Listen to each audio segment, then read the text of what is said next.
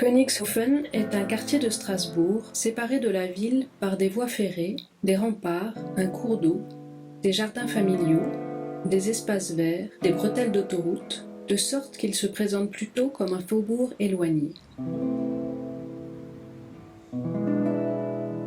C'est aussi un quartier qui donne des signes d'abandon, liés sans doute aux projets annoncés de transformation urbaine.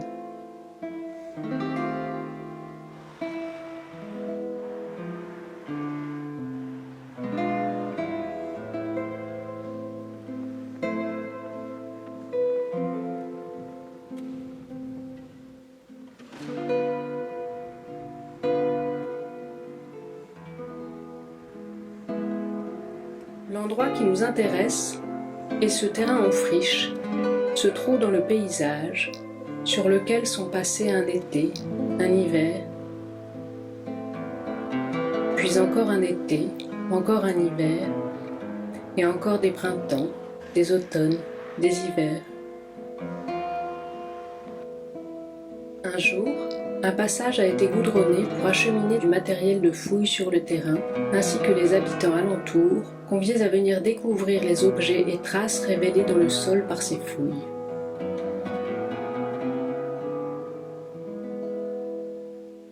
Puis une exposition a fait partager les enseignements que les fouilleurs ont pu en déduire sur l'époque où un campement romain occupait ce site.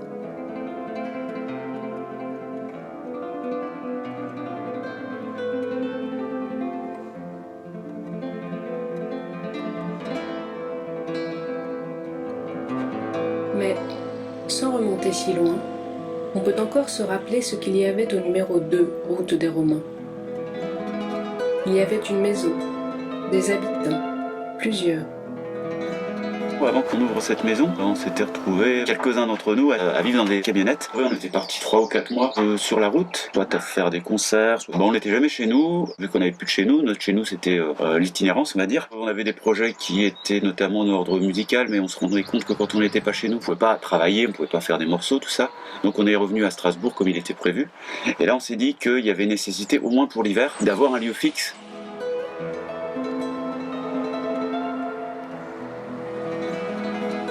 On était 4, Toto, Pauline, François et moi. J'ai grandi en Bretagne, j'ai commencé à habiter un peu en Alsace en 2001. Toto, peut-être Pauline, je les avais certainement croisés en Moldeuil avant. Les 5 ans qui ont précédé l'ouverture de ce squat. Il y avait déjà des choses auxquelles je participais dans l'organisation de concerts, projection de films, ce genre de choses. J'étais présent dans l'ouverture du squat. On m'a été proposé de faire les vendanges avec Pauline. Dans la foulée, je suis rentré, j'ai cherché du travail. Et du coup, j'ai eu besoin de trouver un logement sur Strasbourg pour le travail que je venais de trouver. Par hasard, en croisant Pauline dans la rue, il m'a dit qu'ils étaient déjà quelques-uns à chercher aussi à ouvrir un lieu. Du coup, je me suis inscrit dans une dynamique qui avait déjà été impulsée les mois d'avant.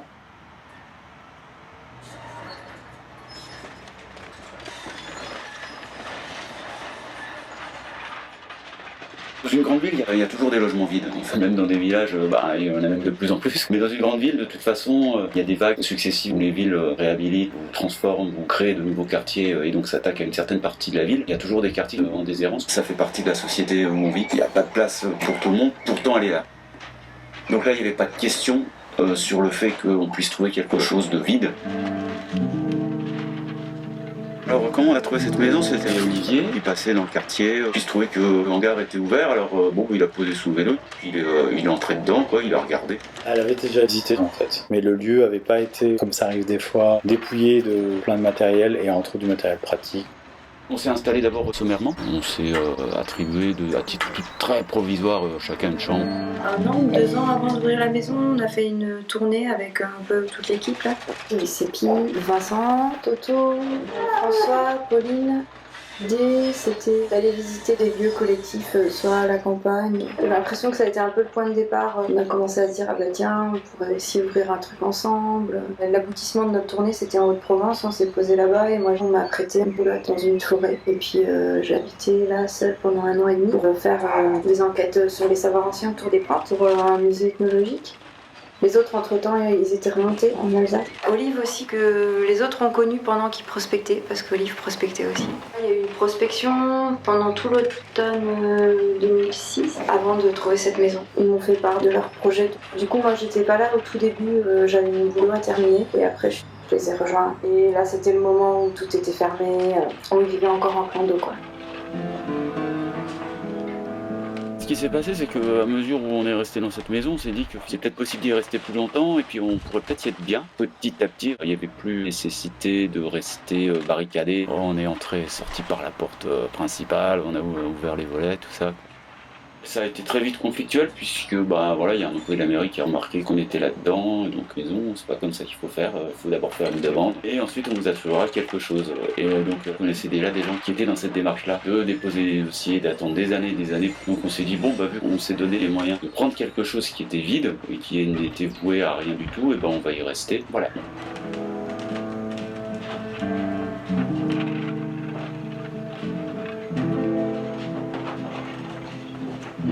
Une fois que le lieu avait été trouvé, on s'est rendu compte qu'il permettait, en termes de place, à beaucoup de monde de venir nous rejoindre. Il y a eu un certain nombre de personnes qui sont arrivées.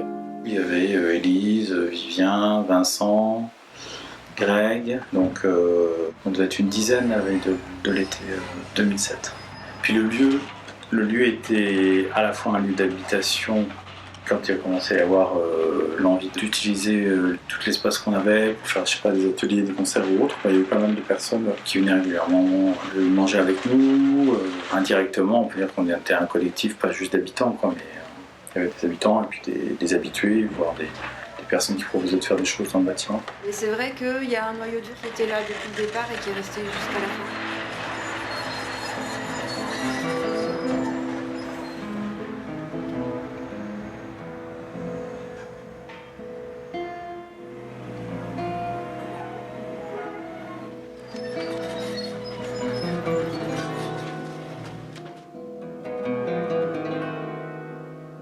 Je pense que ce qui était intéressant dans cette maison, c'était d'une part le fait que ce soit une maison sur 3 étages, avec quand même pas mal de place pour faire pas mal de chambres. Un lieu commun en bas qui était quand même relativement petit, la cuisine et le salon, mais en fait contrebalancé avec les grands espaces des hangars derrière, qui permettaient vraiment d'envisager des soirées, des ateliers qui puissent se développer là, que ce soit un lieu où puisse se passer un peu des choses, quoi. Et du coup, il y avait un atelier vélo qui s'est fait un peu comme ça, mais ça a permis aussi à plein d'autres gens de l'extérieur qui viennent réparer leur vélo ou chercher une pièce ou quoi, d'en profiter. Plus le jardin au fond. On avait mis une ruche aussi à un moment donné. Et puis il y avait une volonté d'être ensemble et de faire des choses ensemble. On ne faisait pas que partager un toit parce qu'on savait pas où aller ailleurs. J'aurais aimé faire un atelier de roues des Romains, mais ça a été compliqué. Je pense que j'avais pas forcément envie de vivre tout le temps dans l'incertitude que ça va durer. S'investir dans un lieu où tu sais pas si ça va durer 1 mois, 2 mois, 3 mois. Je trouvais pas mon équilibre dans cette instabilité.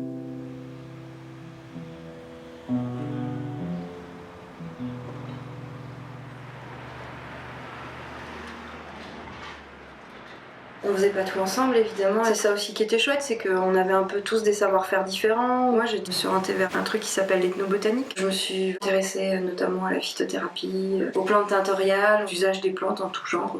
Et pendant 1 année au Romain, j'ai travaillé sur un bouquin autour de cette enquête-là. Mais voilà, ça c'était vraiment une activité purement individuelle.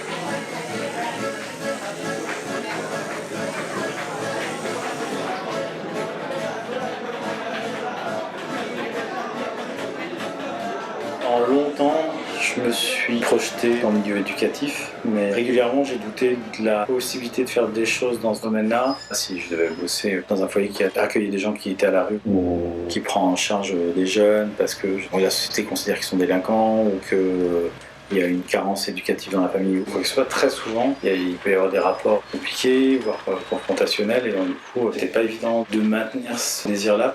Quand j'ai cherché à me loger sur Strasbourg, c'est parce que j'avais pris un boulot dans une école maternelle. Donc j'avais continué dans le milieu éducatif, mais tant le rôle qu'on attendait de moi, c'était plutôt de m'occuper de jeunes enfants avec handicap. Des fois, carrément, on me demandait de cadrer un seul gamin parce qu'il était violent. Et ça, je l'ai vachement bien vécu. Donc oui, j'ai continué dans l'éducatif. Au final, pour me rendre compte que j'avais du mal à répondre aux attentes de l'institution. L'acte d'imprimer, ça me plaisait. La typographie, ça m'attirait assez. J'ai une copine qui était aux Beaux-Arts de Besançon qui m'a dit qu'il y avait un imprimeur près de chez eux qui prenait des stagiaires. Et donc, je suis allée faire un stage là-bas. Après, je suis restée à Baume-les-Dames de un an et demi. Je passais 2 semaines là-bas, et puis je revenais. Et pendant ce temps-là, on accumulait du matériel dans le hangar du Deux des Romains.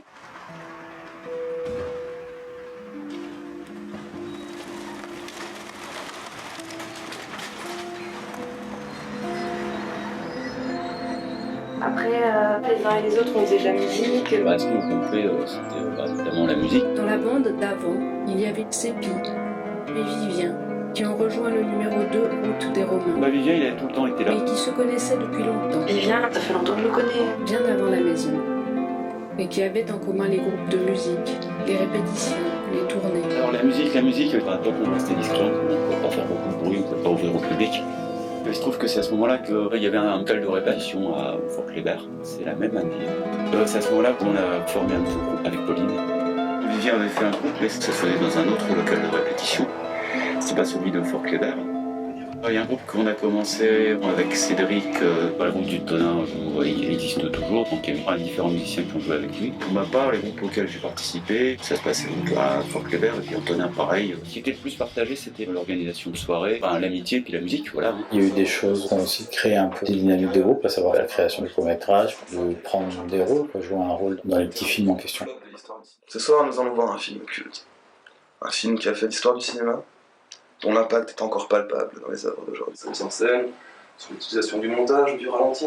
Le film après lequel le cinéma n'a plus jamais été le même.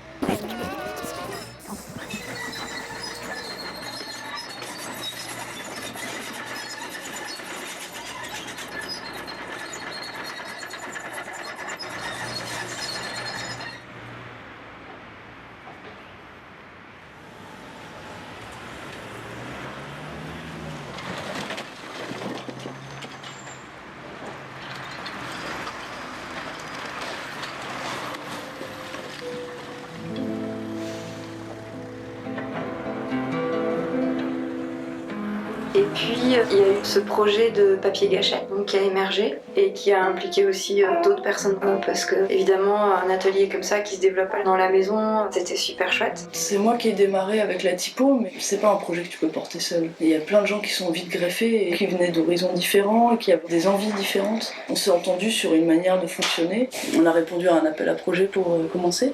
Donc tout ça, ça nous a un peu mis dans les clous. Effectivement, il fallait faire une asso et trouver des partenariats. En fait, nous, tout au début, quand on a créé cette asso, on voulait pas s'installer dans le squat parce qu'on voulait un truc pérenne. Vu la quantité de matos que ça brasse, on voulait un endroit où on pouvait rester quelques années, quoi. Donc on est allé voir la ville, on leur a déposé des dossiers pour avoir un local. En fait, on piétinait, quoi. On avait l'impression que pendant qu'on faisait ça, que le projet, en fait, il se dessinait sur papier, mais en réalité, pas du tout. Donc à un moment donné, on s'est dit, bon, en fait, il y a largement la place dans ce hangar. On avait suffisamment de matériel pour commencer à faire des choses. Au lieu de l'avoir bien emballé, recouvert par des draps, on n'a qu'à le mettre en route doucement. C'est des machines qui nécessitent pas un apprentissage ou un savoir particulier. Notamment pour la typo, c'est de la grosse mécanique. On comprend assez vite comment ça fonctionne. La sérigraphie, c'est pareil. La gravure aussi, c'est simple. En fait, c'est des techniques qui sont faciles à comprendre et à utiliser. Voilà, donc peu à peu, on a dégagé le fond du hangar et on a installé l'imprimerie là. Ça faisait 80 mètres carrés. Parce qu'en fait, notre objectif premier, c'était pas de produire des quantités de choses, c'était d'avoir un outil de production pour tout le monde. Mais on a fait vite des ateliers sur des festivals, aller imprimer des t-shirts, enfin moi aller faire de la gravure ici, faire de la typo par là. D'une part c'était une rentrée d'argent, mais pas toujours, des fois c'était bénévole, mais c'était toujours dans cette idée de partage, d'expérience et de savoir-faire.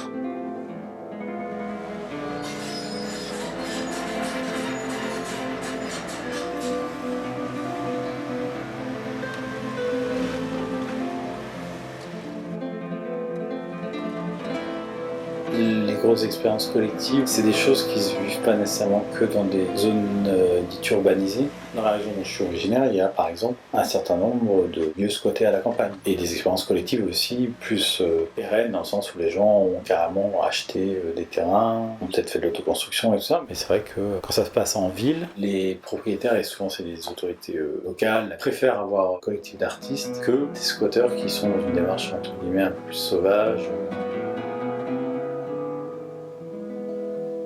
Forcément des interférences avec le quartier. Personne n'avait vécu dans ce quartier avant, donc mais petit à petit forcément, parce que t'es un lieu particulier, tu rencontres les gens. Les lieux à la française, souvent de convivialité, les bars, ils sont assez centralisés en fait. Beaucoup de zones dites périphériques, la vie de quartier, elle est assez limitée. Donc si tu as un lieu comme ça, c'est à la fois notre lieu d'habitation, mais en même temps on a suffisamment de place pour faire des fêtes, des concerts et autres. Après, est-ce que tu fais des choses ou pas avec les gens de ton voisinage ? Je sais qu'au Romain, il y a eu très peu de choses partagées avec les gens du quartier. Il y en a eu 2, voire 3, je sais plus. Elles ont bien marché, hein. On a vu un petit peu du monde venir, mais c'était pas... Parce que les zones d'habitation étaient un tout petit peu plus loin, je pense. Par exemple, plus au milieu de l'axe de la route des Romains, un endroit comme le parc de Berre, est à l'intersection de pas mal de zones d'habitat différentes. Il y a vraiment des barres d'immeubles, mais pas que. Je pense que pour beaucoup de gens, un squat, ça peut représenter des choses très négatives. Déjà un peu un ovni, un endroit qui fait des ouvertures sur l'extérieur plus ou moins régulières et que t'es pas pour autant un bar, t'es pas une discothèque, t'es pas une salle officielle de spectacle, tout ça. Il y a beaucoup de gens qui savent pas trop où y mettre les pieds. Dans notre expérience de squat, nous on avait finalement pas tant que ça de lien avec les gens du quartier.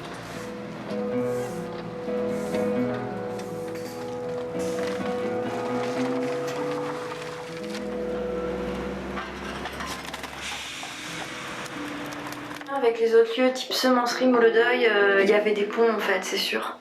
On se filait des coups de main, il y en a 3 d'entre nous qui étions impliqués pas mal à Molodeuil. Toto, Olive et moi, on faisait partie de ce qui s'appelait à l'époque le collège de personnes, donc qui aidait le CA du Molodeuil à gérer un peu le lieu.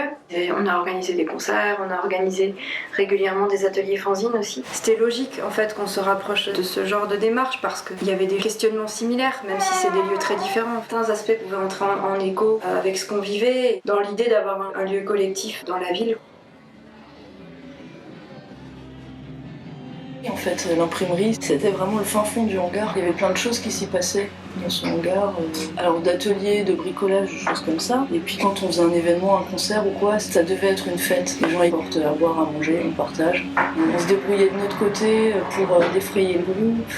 Ouais, je sais plus qui est-ce qui a exprimé l'envie de fêter l'anniversaire de l'ouverture du lieu. Et on avait cherché jusqu'à la mi-décembre, donc on a ouvert le lieu à la mi-décembre, c'était en plein hiver. Donc on fête une fois l'an l'ouverture de ce lieu-là.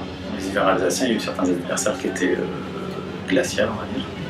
Mais avec à chaque fois, en général, une grosse ambiance, même si c'était très froid dans le hangar.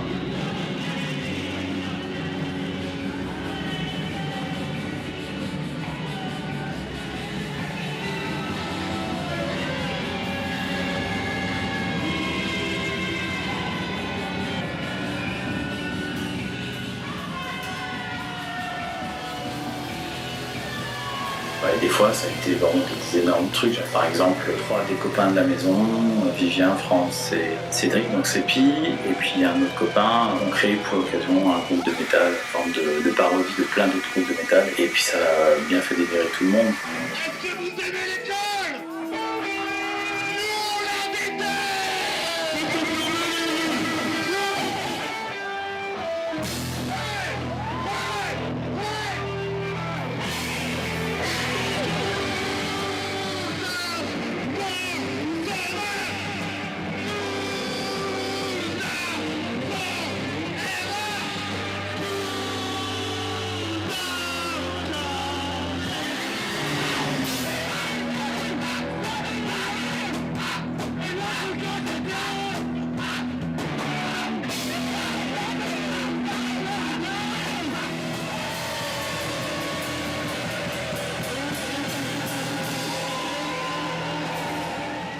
et puis après il y avait eu cette histoire d'expulsion.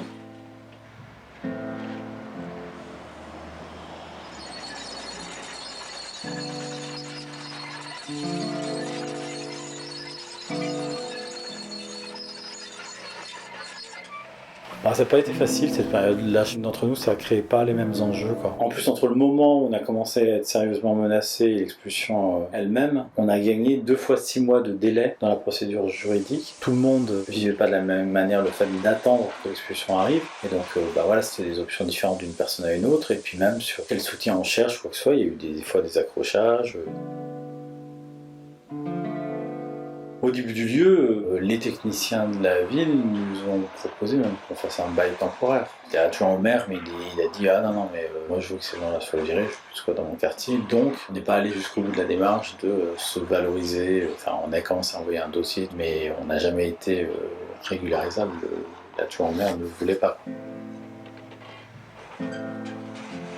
Donc les uns et les autres ont pris leurs dispositions pour évacuer un peu leurs affaires. Mais c'était court et il y avait tellement de choses entre les affaires perso, mais aussi des affaires communes. Et puis il fallait savoir où mettre tout ça. Donc on n'avait carrément pas vidé avant l'expulsion.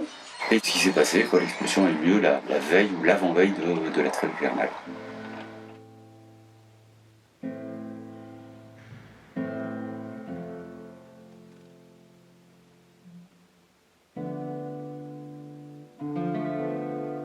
Les gens de la maison n'avaient pas le droit de venir. En fait, après, on a réussi à négocier à pouvoir rentrer dans la maison, parce qu'au début, c'était hors de question, c'était l'imprimerie, point. On est arrivé là, et je dis ouais, vous avez 2 heures pour tout vider, quoi. En fait, comme les vigiles qui gardaient la maison après, ils avaient tout retourné. C'était déprimant, puis de toute façon, ça donnait pas envie de récupérer quoi que ce soit, c'était tout pêle-mêle. Et ça ressemblait à, comme quand tu rentres dans une maison abandonnée et que tu vois des affaires de gens, et puis c'est anonyme, et c'est bizarre.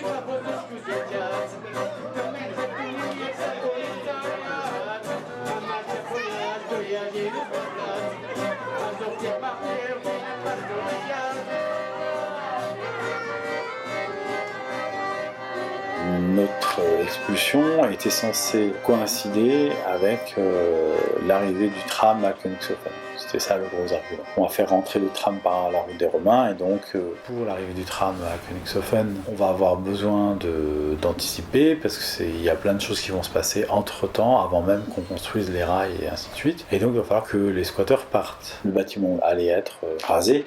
Depuis le début, on savait que ce bâtiment, il allait plus avoir de fonction. Ils avaient besoin seulement du terrain. Le bâtiment en lui-même, ils savaient qu'ils allaient le détruire. Explosion fin octobre 2012, bâtiment rasé mars-avril 2013, et on est 4 ans après avec un terrain vague. Donc les prétentions d'urgence qui avaient été annoncées à l'époque sont avérées complètement fausses.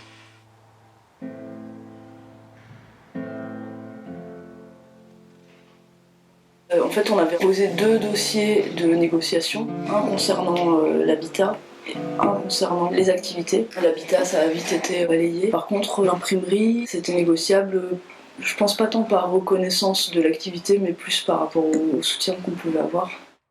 Dans cette histoire de relogement, ils avaient donc proposé cet espace à Schiltigheim dans un bâtiment gigantesque désaffecté. Et donc cette fausse inauguration qu'on a organisée, c'était pour dire s'il y a de la place pour nous, il y a de la place pour plus de monde. On aimerait bien qu'il y ait d'autres ateliers qui puissent venir se greffer dans ce bâtiment. Mais ça, c'était hors de question. Et en fait, 1 semaine ou 2 avant l'expulsion, il se trouve que ce plan-là, il est tombé à l'eau. Donc la mairie a dû trouver une solution d'urgence pour reloger l'imprimerie. Et ce qui fait que quand il y a eu l'expulsion, tout le matos était encore aux 2 routes des Romains. Le déménagement, il a eu lieu, je sais plus, 2-3 semaines après l'expulsion. De lutter pour ce lieu, c'était notre objet commun, et même si on n'était pas toujours d'accord, mais ça nous a tenus à être ensemble et à avoir envie d'aller jusqu'au bout. Tu sais, c'est quand même un squat qui a tenu 6 ans, ce qui est quand même pas si courant que ça. Le collectif s'est éclaté et on s'est tous retrouvés avec des solutions un peu chacun à droite à gauche, sauf pour l'atelier. Ce qui nous tenait à cœur, c'était le relogement de l'imprimerie. Et donc c'est un peu ça qui a maintenu un certain collectif, mais c'était pas forcément le même que celui de la maison.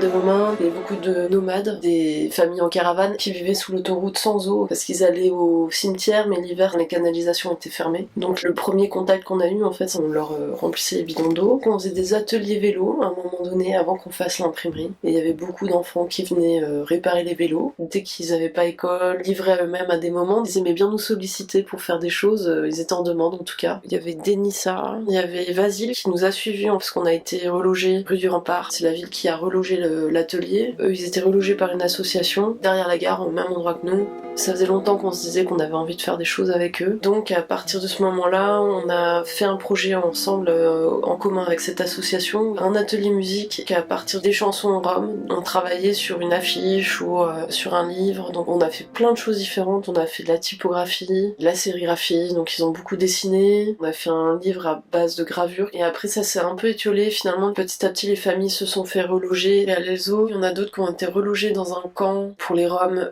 plutôt des gitans ou des gens qui sont en mobilité. Là, les enfants qu'on accueillait, ils étaient plutôt devenus sédentaires. On les a un peu perdus de vue. Et ceux qui étaient restés, on les connaissait moins.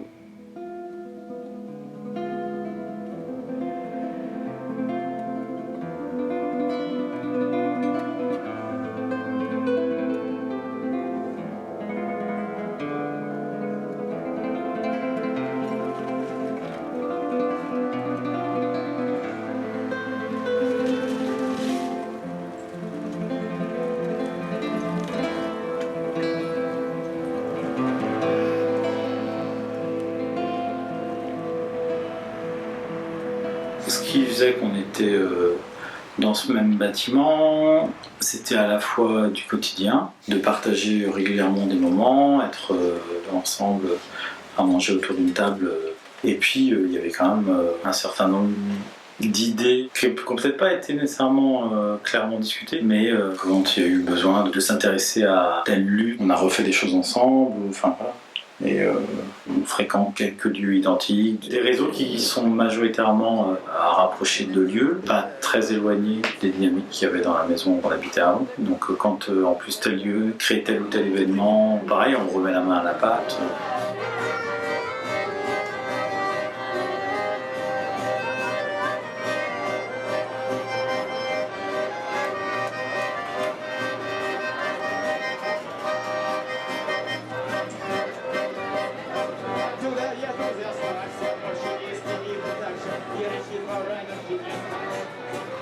Mais aussi à un moment donné, quand l'expulsion nous pendait un peu au nez, on s'est mis avec des gens de la semencerie pour essayer de trouver un lieu ensemble, parce que la semencerie aussi, ils avaient cette interrogation déjà à l'époque de où c'est qu'on va. Et donc il y avait eu un rassemblement avec pas mal de gens de la semencerie autour de l'idée de demander à la mairie le centre de tri Cronenbourg. Ouais, je pense qu'on était un peu dans des démarches similaires. Ouais, c'est pour ça que forcément il y avait des liens, quoi. Comme je disais, là, l'approche de l'expulsion, la façon dont les uns et les autres on a abordé ça, ça a pu entraîner des conflits pas négligeables. Je sais que sur certaines questions autour de après l'expulsion, qu'est-ce qu'on fait, on n'avait pas du tout les mêmes avis. Moi, je me suis senti vachement isolé, par exemple, sur le moment. J'étais le seul à vouloir éventuellement ouvrir un lieu. Les autres en avaient plus envie. Ça a créé, de mon point de vue, une sorte d'écart. Après, toutes les personnes avec qui j'ai habité sont restées ou des bons copains, copines, voire je dirais quand même des amis. Une bonne partie des personnes qui étaient dans le squat avant continuent à faire vivre l'atelier. En tout cas, la Vieille Gâchette reste, je pense, pour beaucoup de gens, un endroit où se retrouver.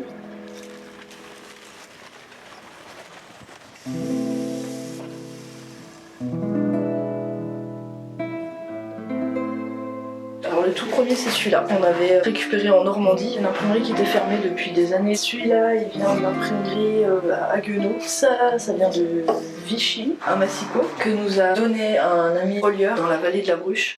On a aussi appelé des amis en Belgique, tous les imprimeurs qui étaient dans l'annuaire, en leur demandant si ils avaient du matériel à vendre. Et puis bouche à oreille, petites annonces et tout ça. On est une dizaine à faire tourner cet endroit. On partage un lieu et un outil de travail. Quand on achète du papier, de l'encre, c'est pour tout le monde. On ne se pose pas la question de qui c'est qui a utilisé quoi. Et donc, on rend de l'argent par les cours du soir. Voilà les ateliers qu'on donne ici, et qu'on donne à l'extérieur. Et après les produits de l'atelier, c'est-à-dire les affiches, les livres. Ce qu'on génère comme argent, ça suffit bien à couvrir tous les frais fixes, les consommables et tout ça, mais ça financerait pas un salaire. Mais c'est pas grave en fait, chacun partage son temps entre des activités ici et ailleurs. Ce qui est bien aussi, c'est que chacun peut contribuer comme il veut. Il y a des gens qui aiment bien faire des ateliers, il y a des gens qui aiment bien faire des salons, d'autres qui aiment pas. Enfin, chacun trouve un équilibre entre ce qu'il apporte au collectif et ce qu'il en retire. Et je trouve que ça crée un fonctionnement qui est pas mal.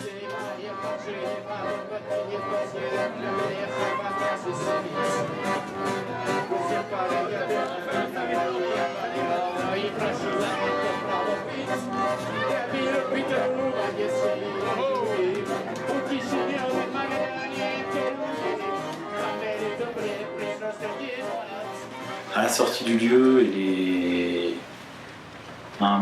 je sais pas, peut-être un an, peut-être un peu plus derrière, j'ai eu beaucoup de mal à vivre ce truc de est-ce qu'on peut faire quelque chose ensemble. Ça a été verbalisé des fois que non. C'est pareil, ça a créé une sorte de déception, de perte de confiance, je sais pas comment on appelait ça, voilà.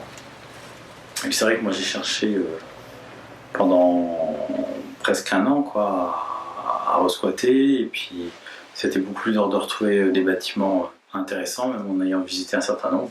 Et donc c'est vrai que ça a été un peu... je peux pas partir sur cette dynamique que j'aimais beaucoup, de vivre dans un lieu. Du coup tu te rends compte qu'il y a quelque chose qui a disparu. Les activités ont repris. Olivier a joué dans un spectacle où se sont révélés des talents bien cachés. Les fêtes ont repris.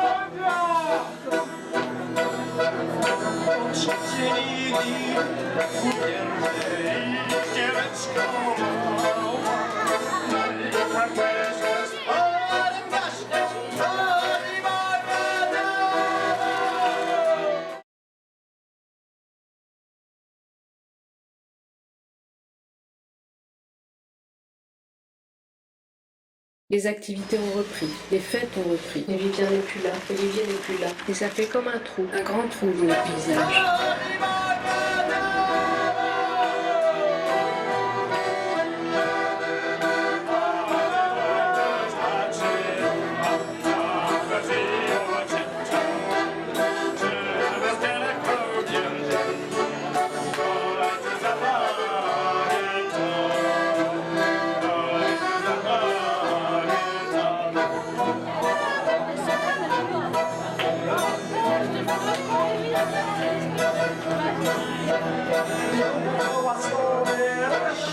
Thank